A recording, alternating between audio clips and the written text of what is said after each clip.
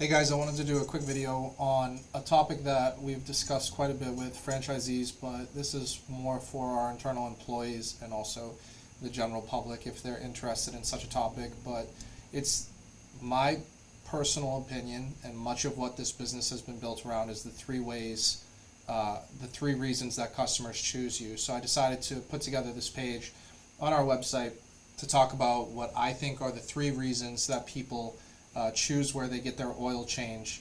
And this is more geared towards the ramp-up period than anything. This is not really a conversation about long-term value, which I think is built into the service that is presented. This is more about how do you get them in the doors initially. And so there are only so many levers that you can pull when it comes to this. And some of them are out of your hands, some of them are in your hands. So we'll start at the very top, which is pricing and discounting, which obviously is a topic of conversation that we have pretty regularly internally. And it's one that in this moment in time, with where things are with the economy and consumer sentiment, I do think more of our franchisees, especially those who are concerned about car count, should be pulling this lever. But if you think about your own consumer habits and how you choose where you get things, being pulled away from those things, especially if it's something sticky, is really difficult. And so the easiest lever to pull is getting someone in the doors using pricing and discounting. And I think that too many people think that low pricing can be associated with a bad service, etc.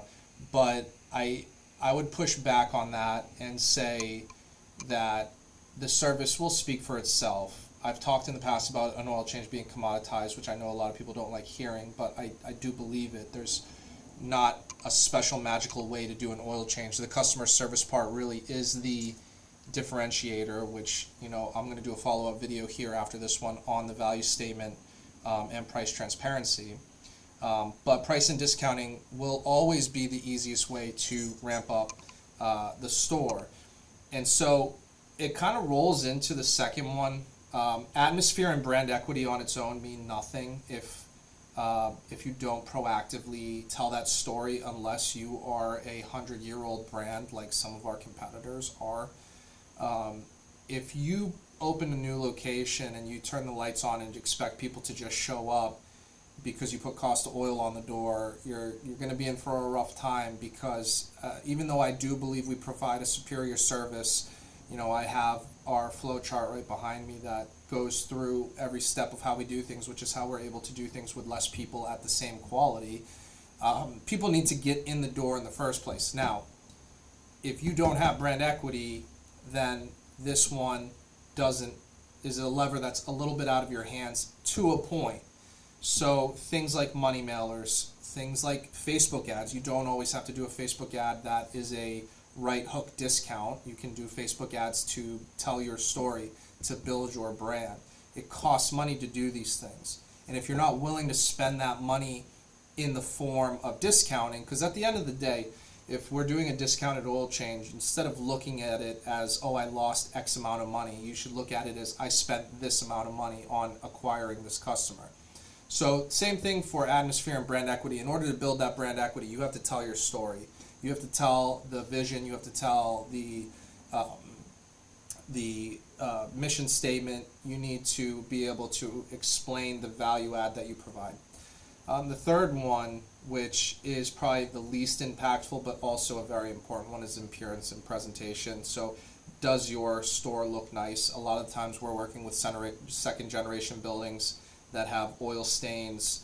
We're looking at overgrown weeds. We're looking at trash blowing in the parking lot.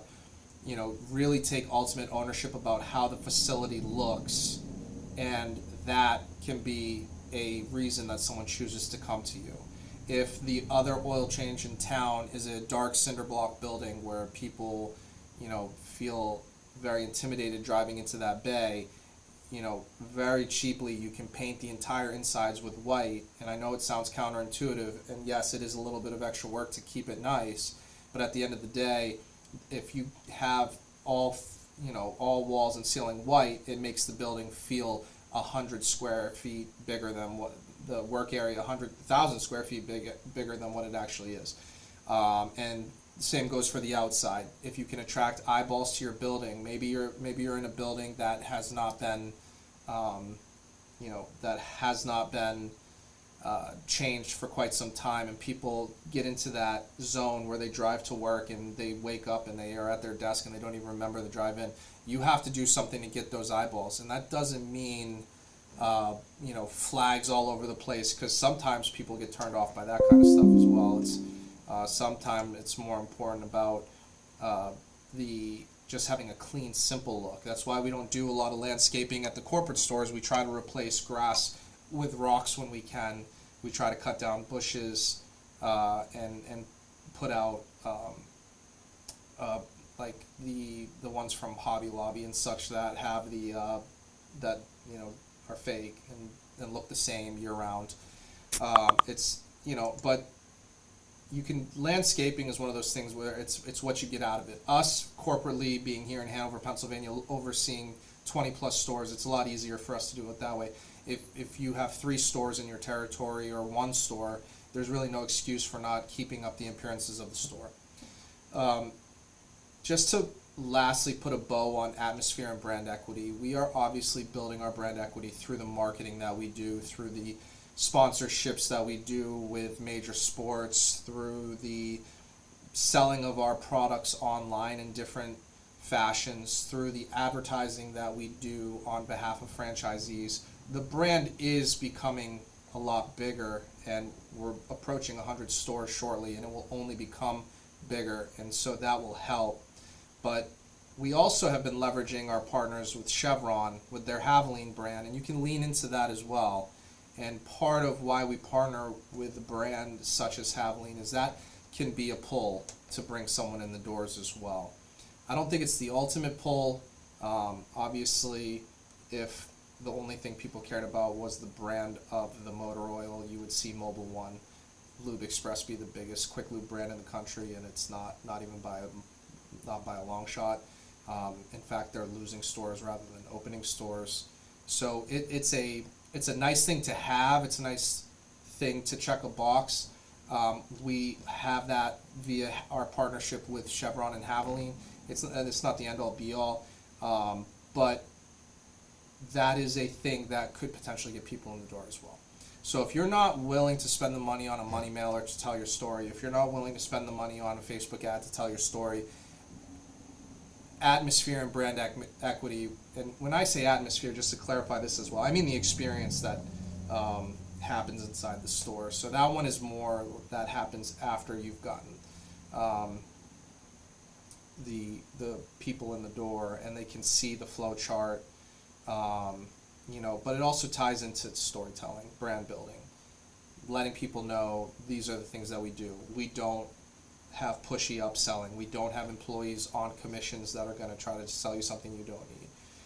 All of that ties in together to atmosphere, which can get people in the door initially. That one just takes a little bit longer. So for anyone out there that's going to watch this that is not a part of our system, lever number 1, lever number 3, those are the easiest to pull. Lever number 1 obviously will get the most people in the door, but it's a important conversation to have. That's only step 1. Getting people in the door is only step 1. I can use Facebook ads to drive people in the doors all day. Every single store of ours has had a 40 to 50 to 60 car day. What turns those people into long-term customers is what happened once we get them in the door. So,